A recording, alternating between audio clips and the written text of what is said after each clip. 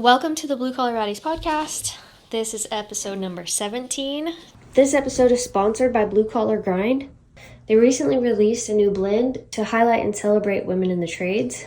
The link will be in the description if you want to go check it out. Today we're here with Sammy.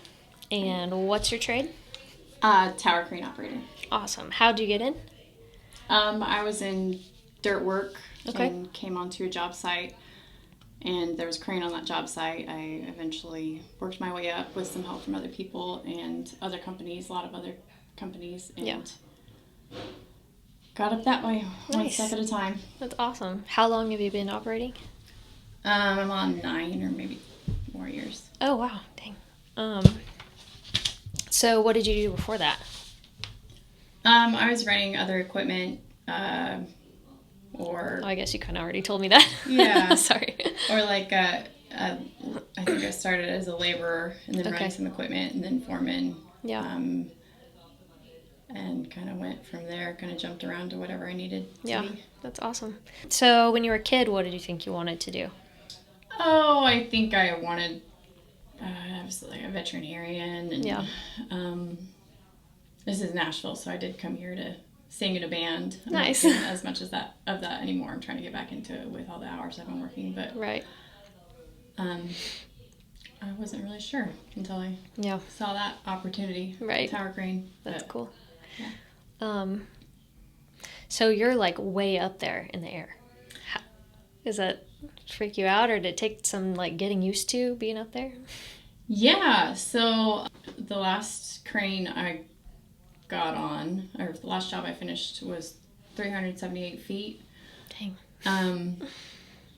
And yes, when I first began, it was definitely like a lot of anxiety. Yeah. Like climbing up and just like there's a landing every 20 feet or so, and just as soon as you got to the top, just like calming yourself and telling yourself to slow down, before you start working.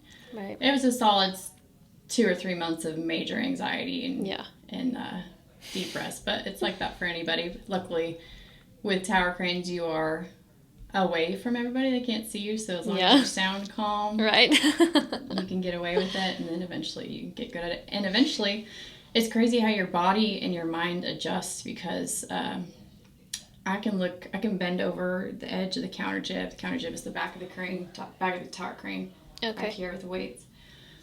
I can look over the edge and feel nothing now. It is so crazy to look back on those days. Or like climbing out on the jib to do something, like try to see if I can fix something, which I'm no technician, but sometimes I can speed things up if I can look at it. Or, for example, I put a antenna out on the little ways out on the jib recently, and that's still scary. I mean, you're harnessed off and stuff. The jib is this part. Yeah. So tower jib is out here. Counter jib back here. That's still scary, but I love doing it because it's like, look at how much I have changed, like how you can really get over those fears. And that's awesome. It's kind of like power lines or linemen. I don't think I could ever do that, but they must do the same thing. They must just keep day by day, like, okay, here we go again. Don't get shocked, don't get electrocuted, don't get killed. Just be careful. Take one step at a time. So, well, I mean, you move a bunch of big things too. I feel like I would be scared that I'm just gonna make one wrong move and everything's gonna come crashing down. That is pretty much it. Sorry. Yeah. No, that's it. You're right. It's just trust yourself, go slow at first, and don't let people rush you. Yeah. On the radio.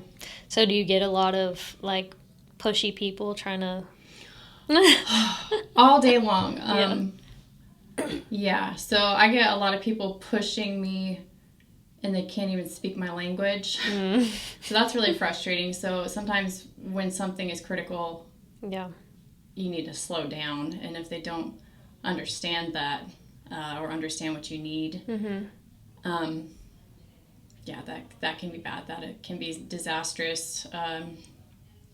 But definitely, and dudes getting stressed out and needing this. And for example, the last job we probably did 100 or so picks a day. It was constant. Like if I took a bathroom break in the beginning, after I got on their asses and made them stop pushing me so hard, they would call me on a minute-long bathroom break. They'd be like, hey, you're not helping out this guy. Well, you're not on the freaking job. I've only been off stopped the crane moving for the last minute. And I told that guy that can't speak my language, give me a minute and 30 seconds. Like, it's not going to take that long for me to have a bathroom break. Right. And I had to fight for lunch breaks, too. I mean, they would give it to me, but it's not like they wanted to. They kind of had to. Yeah. That's tough, because, like, you gotta eat. Yes. Otherwise you can't, like, focus. Or I can't. Yeah. And I had to nap. I was working really, really long hours. Yeah. Sometimes 17s or more. And I'd be waking up at 2:50 in the morning to climb at 3:30 and be in the seat by 4. And I really needed to sleep on my half an hour lunch break. Yeah. Because I had it's like it's supposed to be 8 hours of, for a typical person, 8 hours of work, 8 hours of life, 8 hours of sleep. But there wasn't much sleep. Definitely was no life. It was like, go home, go to bed at 6:30 so you can be back up in 8 hours. Holy cow. A year and a half. That's a lot. So you're in a better deal now? Like, your hours are easier, or? That's just the job. I'm driving a lot now, and that kind of, I'm still not working as much as I did then, but yeah. What was your question? I got sidetracked. You're fine. Basically just like your position that you're in now isn't as hourly demanding. You're not. Yeah, I mean, it's not so tiresome. It's not constantly hearing Spanish and not just going 90 miles an hour all day long for however many hours straight, never knowing when you're going to get off. But I mean, I don't mind that, because it is a way to make a lot of money. Right. It's hourly. Yeah. But it's really wear you down. Balance. For sure. Yeah. So if you were to explore a different trade, what do you think it would have been? Like, starting over from the beginning. I've always thought about electrician. Oh, yeah. I think I'm actually where I want to be. I like that. That's awesome. I would maybe look into having an easier job in the same kind of trade. Yeah. I'm proud to be where I am. Nice. I mean, that's a badass job. I can't imagine. That's awesome. Thank you very much. So, we kind of talked about struggles with, like, men on the job site. Do you run into any women on the job site? Some. Usually when I meet another girl on the job site, and I don't get to see people at all, really, because I'm there first, they're last to leave. Yeah. Usually. But, so yeah, when I meet other women, I definitely right off the bat make sure that hey, I'm in your corner. Right, yeah. And I love that, because I know there's competition, and people think about, I was the only girl first. So but we're all going through the same. I think as soon as you meet them, you it's such a good thing to connect, because the guys will try to pit you against each other. Yeah.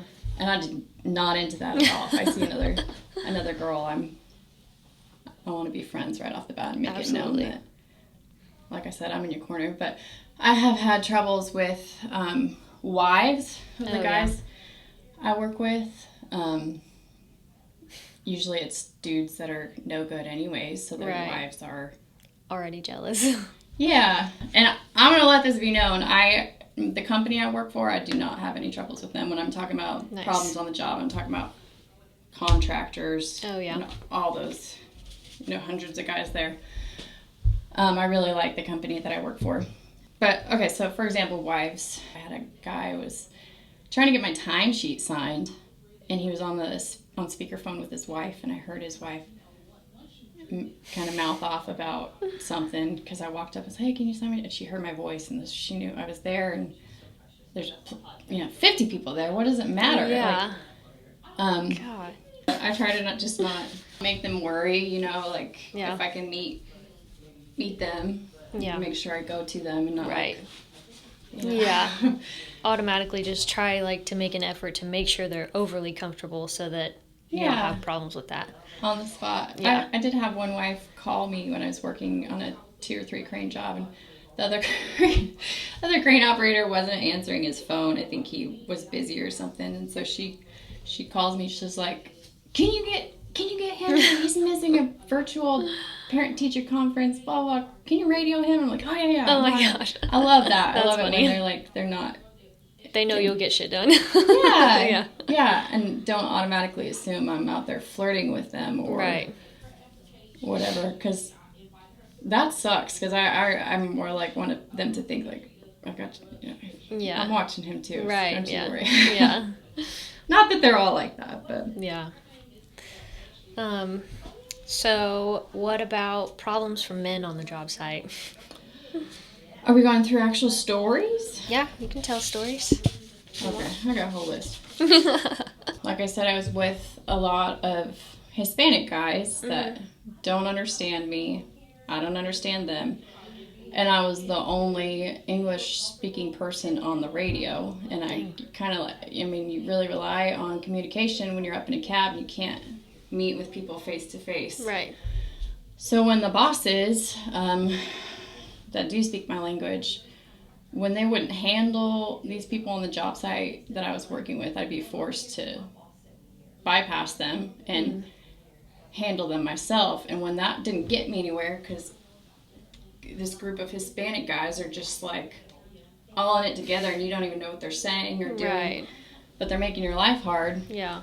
I'd have to corner the bosses, and you can't corner them at 4 a.m. in the morning in the dark. I mean, they're not even there. Yeah.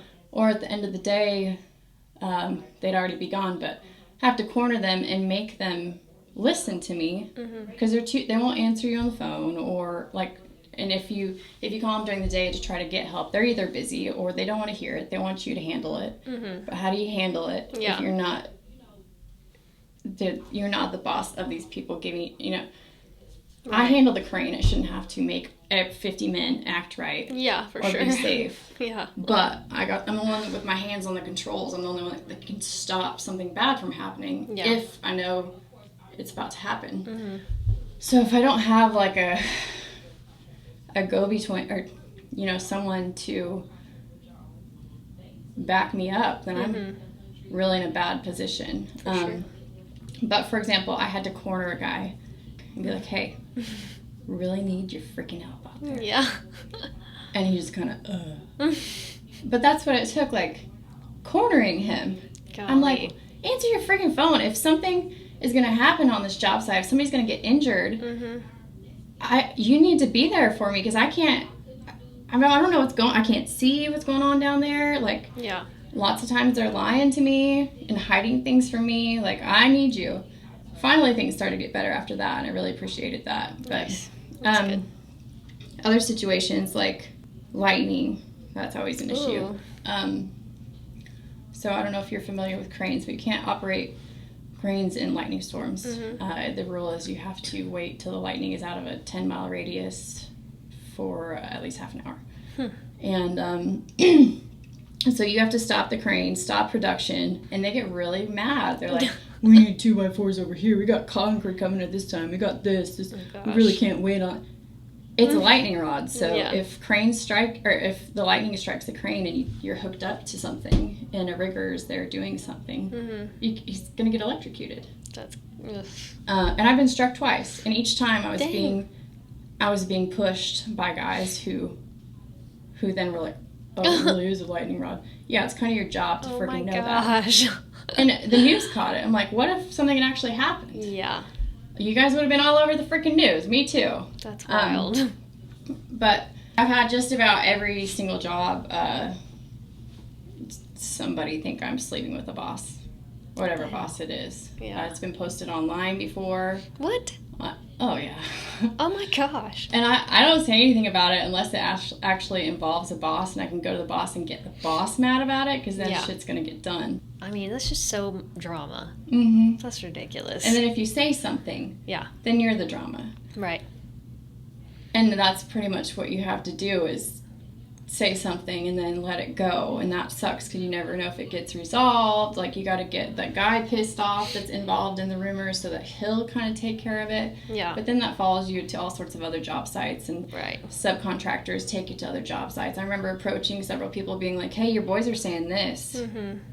Oh, that wasn't us. There's been a couple guys that have, you know what, Sammy, that was these guys, and it's none of their freaking business. But, and I love those guys. They're rare, but they really, we need them. Yeah. For sure. Other tough days. No, that's the next question, sorry. Well, tell me about your toughest day, like the one that you were like, this is it, I'm done, I can't do this anymore. I've definitely had a lot of those, but like I said, being in a tower crane, you can hold it together a little bit longer, right, and try to be calm. And the guys I work with, they aren't the company I work with, thankfully. You can kind of call them and be like, this is happening, and they get it now that I feel like I've earned my stripes, and they know that I'm not doing these things, or hopefully know that I'm doing a good job, whether it's safety or anything, not just a woman thing, but right.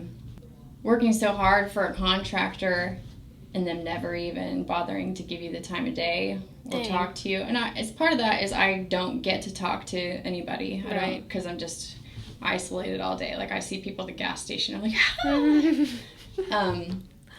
but like putting that much effort in, and then they're just like, thanks, bro. Noticing. Yeah. And I'm like, the dudes aren't going to do this for you. They're not going to put up with the shit. And I probably shouldn't be putting up with the shit either. Like, I need to get over my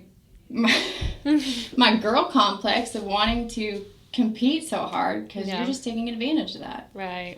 I'm big about trying to outwork, you know, and compete. And I think that sometimes that is a downfall for me personally, because it's like, okay, at that point you need to stop taking shit and be a bitch. Yeah.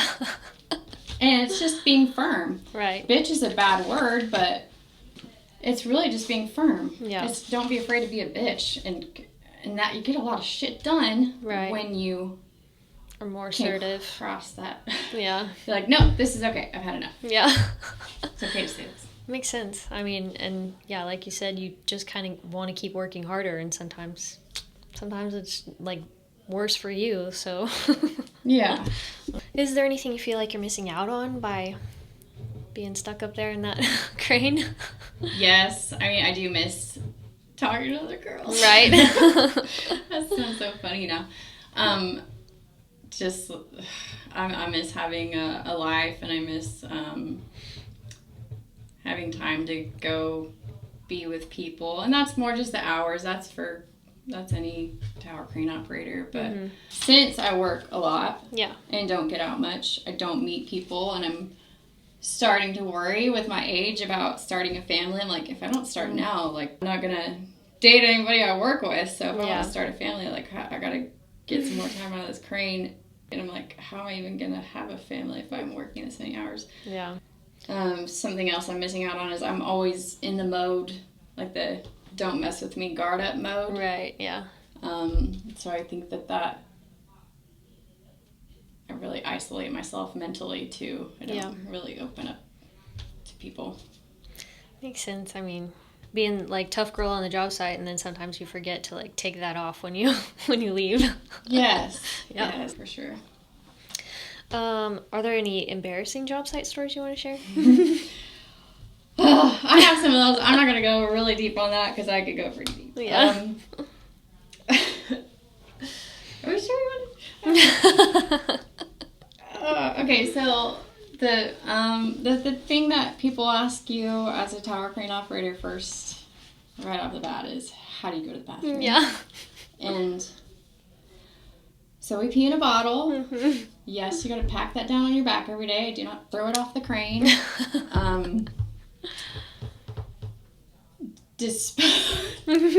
disposing of that can get a little tricky when you're trying to get to your truck from base of the crane and people are talking to you. And, oh gosh.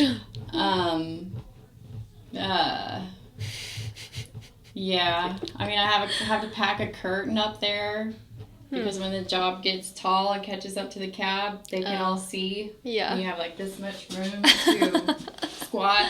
Right. What's your absolute favorite thing about your job? Like, we've kind of talked about some of the negatives, but what do you just love about your job? Okay, so I have been complaining, but I am it is totally worth it because I feel the strength that I've gotten from dealing with all that stuff makes me able to, I feel like, approach anything and know that I can get through it and succeed and go higher and higher and higher. And the guy, when you have one of those really rough guys on a job site that comes into it thinking like, oh my gosh, who's this operator? Yeah. That's probably that's a constant. That's like a weekly thing. Mm-hmm. And he change his mind. Nice. And you become friends with him. That's awesome. That feels like a win. Yeah. But also the guys that will appreciate you. Mm-hmm. I definitely have some of those, and they're more rare. Mm-hmm. But that's okay because that, like, when they say something and they mean it and they're like, you're doing a really good job. That's awesome. Or you just outworked that guy. And they'll like go out of their way to like acknowledge that they know the struggles that you have. That's when I'm like, nice. Yeah. That's awesome. What about your number one favorite tool? I don't use many. Yeah. I don't really have to. Tools at home would probably, that I'm using right now, is to build a horse fence, shovel, chainsaw. Yeah. It's amazing how much you can get done with a shovel when you're building the fence. But it's so basic, but really, like, or a drill. Yeah. But I don't use a lot of tools at work. What about working out? I mean, you climb all those stairs every day, but do you work out outside of work? No. Yes. So when I climb in the morning, I'm usually drenched in sweat before I even start the day. Mm-hmm. So the cab gets smelling pretty raunchy. Because then you're in it, unless you bring extra clothes up there, you're just covered in sweat all day. Right. Or shorts. But it's not a good idea to wear shorts when they can see you. So that's a workout, but then I sit there. That's not really good for the old heart there. There's a lot of tower crane operators all crane operators maybe, that have heart issues from sitting there all day. I could name probably 6 that have had surgeries or heart attacks. Yeah. That's crazy. I didn't really think about that, but yeah, you are just kind of stuck there, so. Yeah, I feel like the crane industry maybe needs to help out with that a bit, because there's a lot that do struggle with that when they get older. What about like skincare, hair care? You're not outside, so you don't have to worry about, I guess you do get sun though, because you're glassed in, right? Yeah. You struggle with any hair care or skincare stuff? Yeah. Yeah. Definitely the sunscreen is important, but hair, when it gets, I was getting caught under that hard hat, that's for sure. Ripped out. But no, I'm not good at that stuff. Yeah. Sorry. No, you're fine. It's fine. If you had advice for someone who's wants to do what you're doing, what would you tell her? So I'm on the NCCCO. The NCCCO Foundation has a workforce development committee. I'm really glad I got to be a part of that. They made this website recently, mycranecareer.com, and they're trying to get more people in the seat because there's a lack of operators and a lack of people in the trades in general. It's always, it's shown up in all worlds. But so they're trying to get girls in the seat too, and I love that. Nice. That is awesome. So I'm glad to be part of that committee, and they're actually giving out really significant scholarships. I've seen like full scholarships for training programs to become a crane operator, signal person, rigger, whatever, any kind of crane. I didn't have those opportunities. Yeah. And they're giving it to all ages. It's just Wow. really, it's a basic application. And I think that would be a huge leg up to any girl. For sure. I really hope. It's mycranecareer.com, and you just go on there until you find the scholarships information and apply. Nice. It's really generous, rare opportunity. I hope that some girls can hear that and use it. Yeah. That's something people need to take advantage of, especially sure. the ladies who don't have a boyfriend or a father or a husband that's going to open the door for them to get into construction like that. Do that. Yeah, that's cool. That voice inside your head is the biggest determining factor. If you're intimidated by something, most people stop because that voice inside their head. Right. Like, other people are going to try to stop you and discourage you too, but this is the voice that you have to listen to for the rest of your life. So make sure you're being nice to yourself. Absolutely. And that you reach for the stars, because you can. Yeah. You can do it. That's Just be determined. Put your mind to it. For sure. Yeah. All right. Well, any big, like, upcoming goals in your career? Any changes in the future? I might get some more certifications so that I won't have to wait for tower cranes to come up in Nashville. I don't really want to travel. Yeah. So that means if I stay in tower cranes, I need to always stay where the big high rises are. Right. I don't know if I always want to do that. I'm not really a city person. Yeah. So I would like to do like mobile crane certification or crawler crane. There's a bunch of different ones. But also I do some songwriting, and I've kind of been thinking about writing a song. That's maybe awesome. For tradesmen, women. Yeah. Let's see. That's badass. If you do, just make sure you send it to me and I'll push it out. Deal. That's what I wanted to do when I was little. I was going to be Reba McEntire. Okay, I didn't say it earlier. I want. Me too. That's awesome. Do you sing?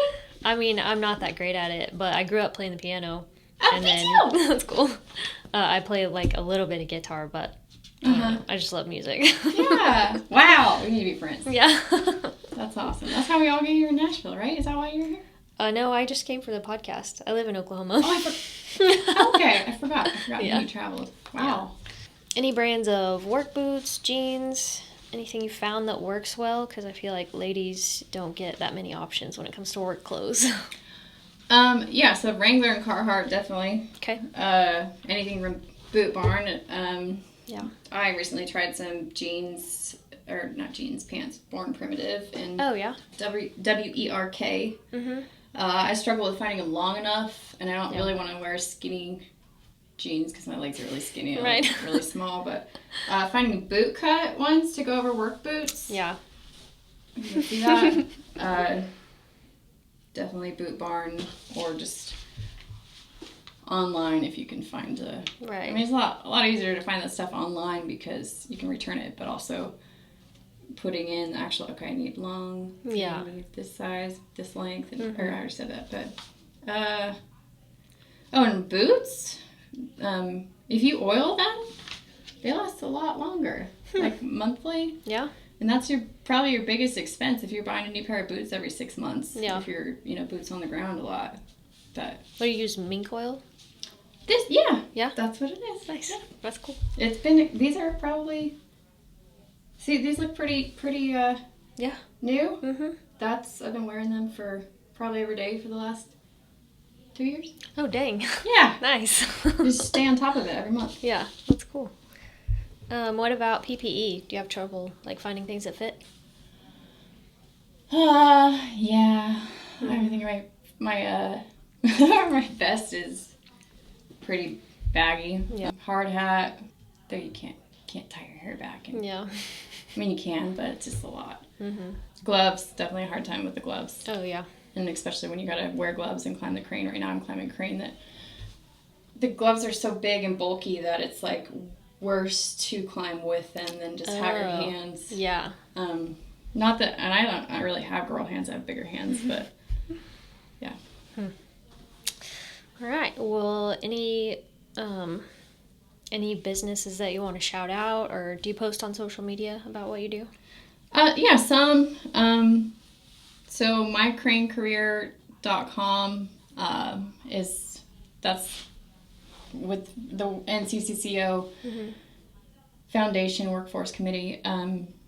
They're really doing a lot to help people out and get them in crane operator seats, so that for sure. But also Maxim, I love Maxim. They've been really good to me. That's my family company, and nice. I'm proud to be with them. I feel like they're a really badass company, and I remember when I first applied there, I was like, I'm not getting in here. But I did, and I haven't regretted it once. I haven't had any problems with being a female there at all. I mean, I love those guys. Yeah, it's important to work somewhere that you feel at home, because, I mean, it just makes your job miserable if you don't. Yes, and there's a lot of crane companies and construction companies that you cannot, they're not going to let you get in. Yeah. Like, unless somebody's saying, hey, this girl's good. Right, yeah. They're not, if you don't have a name for yourself, they don't care. Yeah. Moving on to the next guy. It's kind of sad, but, I mean, do you feel like it's coming around? Like, people are getting better about it because there's more women in the trades, or? Yes. Yeah, I feel like NAWIC and a lot of companies, women in construction, it seems like a lot of companies are starting to participate in that, and maybe starting to realize that with females there's a whole sea of untapped potential there. For sure. They should be grabbing at. Not only from their side, but like the girls don't know their potential either usually. I feel like when girls get in, they appreciate it a lot more. And not all of them. Yes, there's some stereotypes, but but if you got a girl out there working her butt off, she's not complain. She's probably not going to complain because, like I said, there's going to be some that do. Right. But for example, me, I don't complain because I'm like, I wasn't supposed to be here to begin with, so I'm going to keep my mouth shut and keep my head low and keep working. And let all the boys complain. I'll just be the quiet one over here when you're ready to, when you need somebody for the job. I'm waiting. That's awesome. All right. Well, do you have anything else you want to add? Shout out to 369 Sherry Crabtree. That's another woman in construction. She's our, I think it's called business manager for the union. You should have brought her. I went to my first union meeting. I've been in 8 years, so I just been too busy to go to the meeting, and it's like she snaps her fingers and every man from 18 to 80 in those meetings comes to attention. That's awesome. Amazed. Bottom line, it's totally worth it. Yes, it's hard, but getting in construction and thriving at it, if you can do good at that, by the end of that, you're going to realize that there's what else can you do? Like, what else? Yeah. I feel unstoppable. I mean, I know that I would have to get out of my comfort zone to like keep growing and whatnot. But now that I know that I've already done that, I feel like the sky's the limit. And also, like I was talking before, how contractors and other crane companies, so it's hard to get hired with some companies, and I think that is definitely getting better from the work that people like you are doing. But for example, all it takes is one company to give you a chance, and then once that happens, you can get in with all those other companies. Say you can't stay with that company, but if one company gives you a chance and you do a good job and you don't let them down, then you can go anywhere with that. For sure. Almost. It's just that one foot in the door to prove yourself. Yeah. So that's awesome. Plus, I feel like in the construction world, it's kind of easy to transition. You're like, I don't really love this, but I want to do like this over here. Then you just kind of move towards it, and there you are. Like, you don't have to start all over because, I don't know. I feel like you learn a little bit of everything no matter which trade you're actually in. Yeah. So. I really appreciate the guys that have given me an opportunity and noticed when I've been working my butt off. Yeah. And I want them to know that if I didn't have that, I wouldn't have made it. Right, yeah. All right, well, thank you for coming. I'm glad you made it. Yeah, thank you so much. I love this Thanks. logo here. Thank you. Thanks for listening. If you enjoyed it, make sure you hit the subscribe button so you don't miss the next one. All the links and products we mentioned today will be listed in the description. If you're a woman in a blue-collar industry and you're interested in being the focus of the next episode, or you're a small business that would like to sponsor an episode, reach out to us in the link below.